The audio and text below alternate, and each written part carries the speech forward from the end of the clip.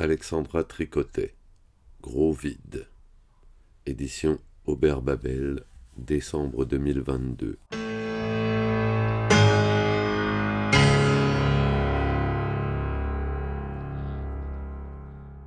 Page 79.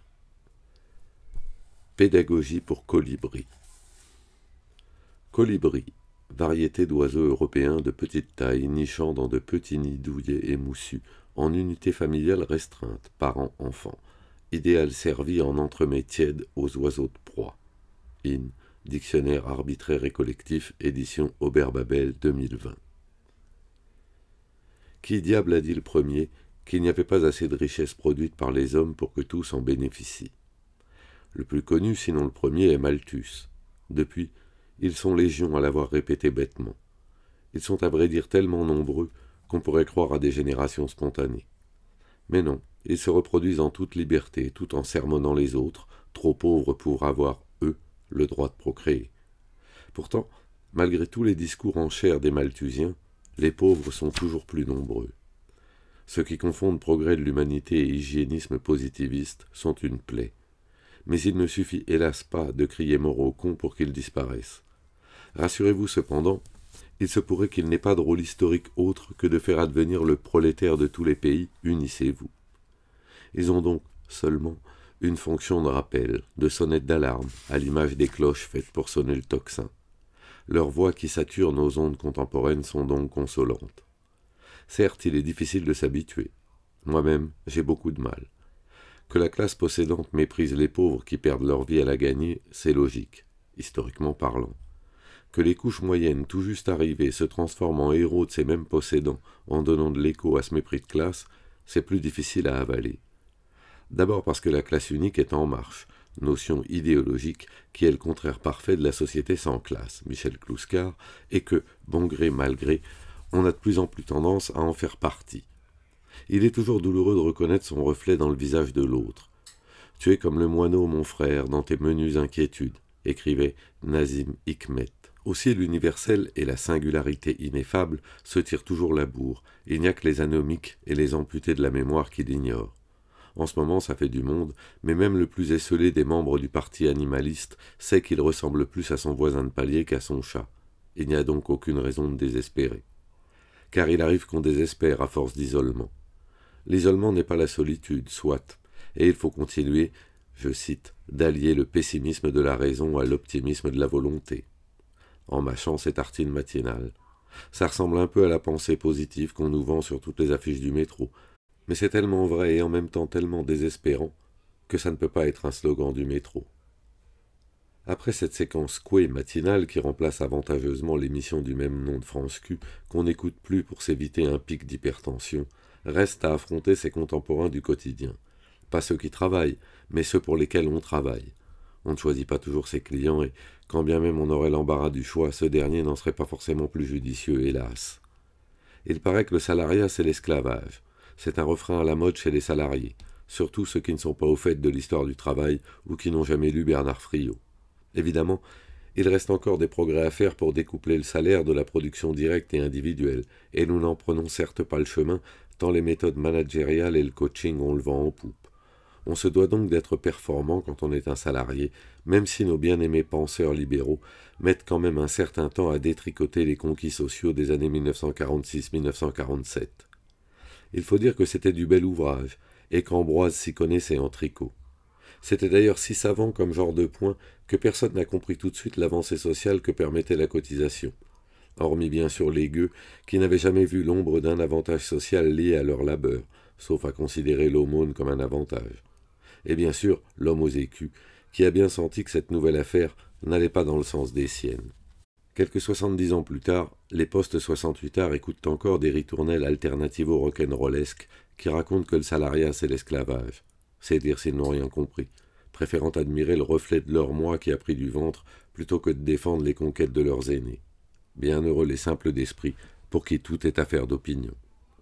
Sont-ils benets ces salariés de la fonction publique, conventionnés de tout poil ou salariés tertiarisés de la Startup Nation, qui ignorent que c'est le travailleur collectif qui leur a permis de faire des études gratuites, et que ce sont ces mêmes études, couplées au développement des forces productives de toute une nation, qui leur a permis de faire le métier qu'ils aiment, mais qui visiblement n'est jamais assez bien payé pour qu'ils le fassent humblement et sans cracher dans la soupe.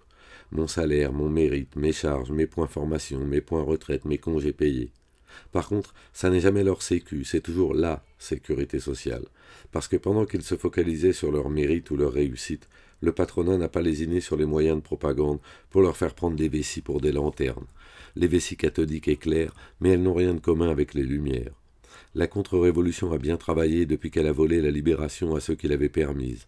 Du CME à 68, de 68 au tournant de la rigueur, d'alternance en alternance, jusqu'au falot hollandais volant et ses dignes successeurs. Sans parler de l'Europe des gros cigares, comme l'appelait Romain Gary qui en savait quelque chose, qui normalise à tour de bras et fait enfin advenir le Reich de Milan, avec ses zones tampons, ses marquisas et ses ceintures multicolores, Rust Belt, Sun Belt, Black Belt, etc., emprunté à son frère de lait d'outre-Atlantique. Pendant ce temps-là, nos frères les moules s'accrochent à l'Europe et à ses vieux parapets, et à leurs avantages, ceux qu'ils appellent acquis, parce qu'ils ne savent même pas qu'ils ont été conquis un jour. Tu es comme la moule, mon frère, enfermé et tranquille.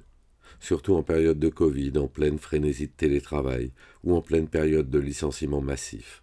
La période pouvant être caractérisée de ces deux façons, ce qui devrait leur mettre la puce à l'oreille quant à ce que tente de couvrir l'élargissement de la pratique du télétravail, si tant est qu'on puisse parler de pratique. Si le salariat est esclavage, quel est donc le statut juridique de ceux dont la paye est directement liée à leur production? Les artisans tout court qui se payent sur leur plus-value quand il y en a une, les ouvriers du bâtiment, salariés dans des petites structures, les auto-entrepreneurs ubérisés ou non, qui ne cotisent que 30% de leur chiffre d'affaires. Et, question subsidiaire, comment appelle-t-on la guerre menée actuellement par le capital pour nous faire croire que l'ensemble des salaires devrait absolument dépendre de notre production de marchandises?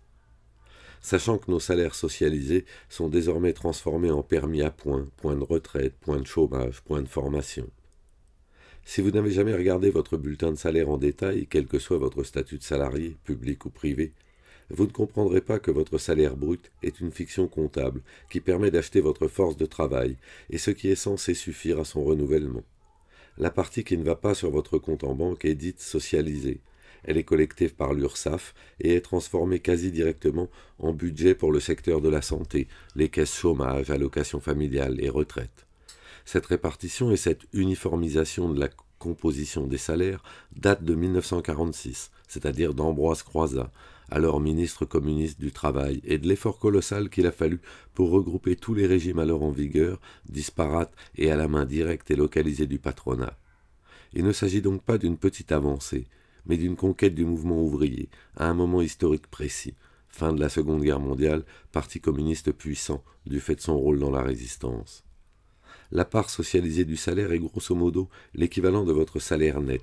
Ainsi, à un salaire de 2000 € net correspondent 1800 € de salaire socialisé. Votre salaire est donc de 3800 € et non de 2000.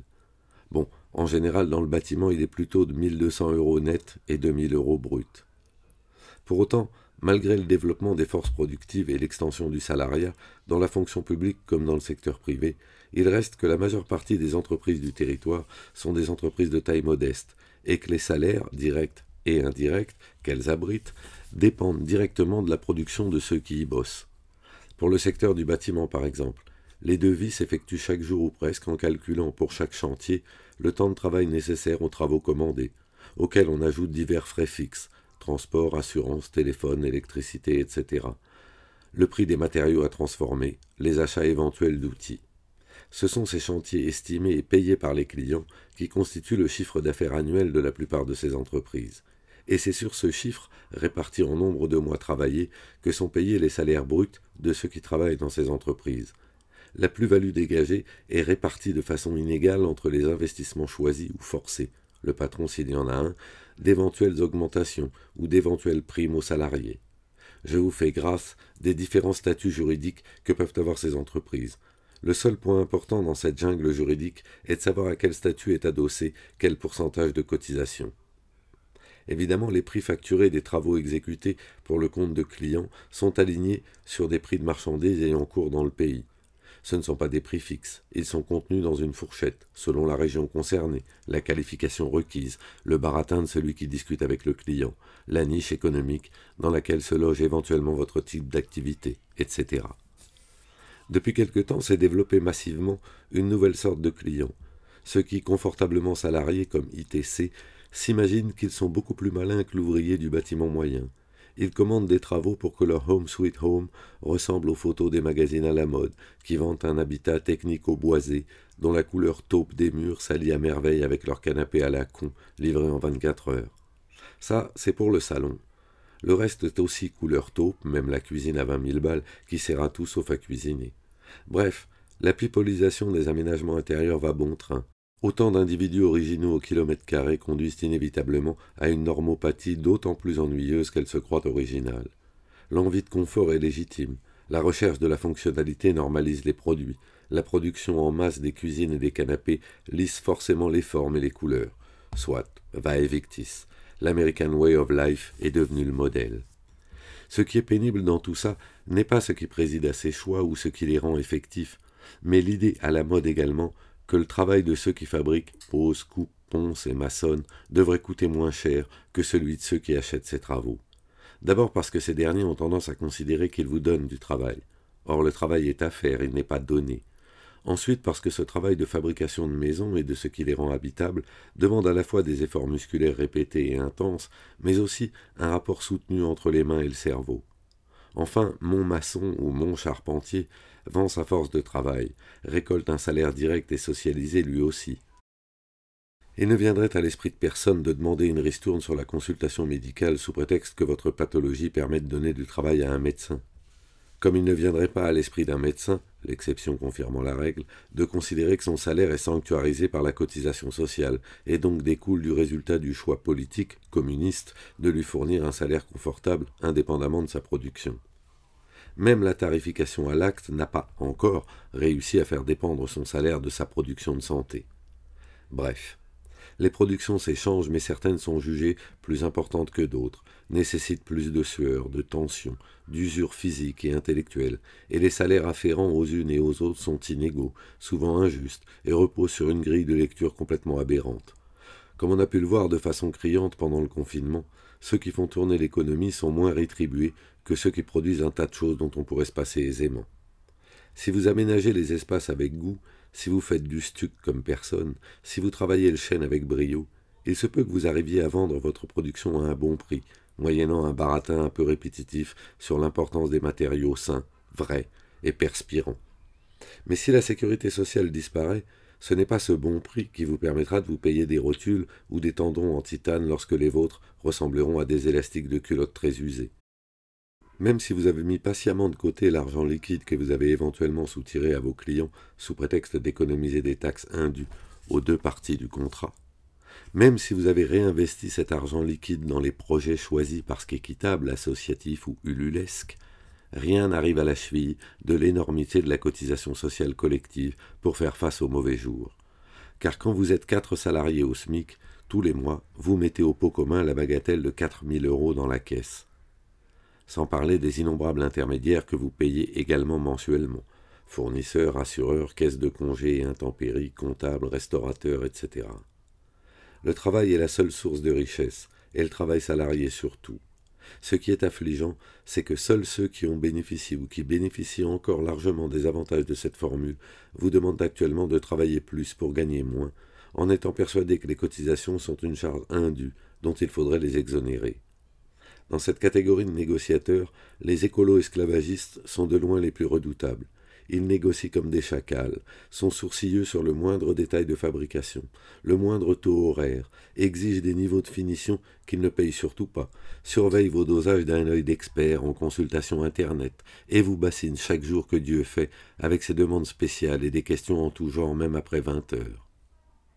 À croire que l'exploitation qu'ils pratiquent sans mollir les lave de leur origine sociale. La dérive d'une partie de la classe laborieuse engraissée sur le dos du travailleur collectif, depuis le plan Marshall. Narcisse qui houspille Vulcain parce qu'il est boiteux à force de leur forger des armes et des bijoux. À l'heure de la crise généralisée, ces crétins de colibris, oublieux de l'histoire, feraient bien d'arrêter de faire scier la branche sur laquelle ils nichent. octobre 2020.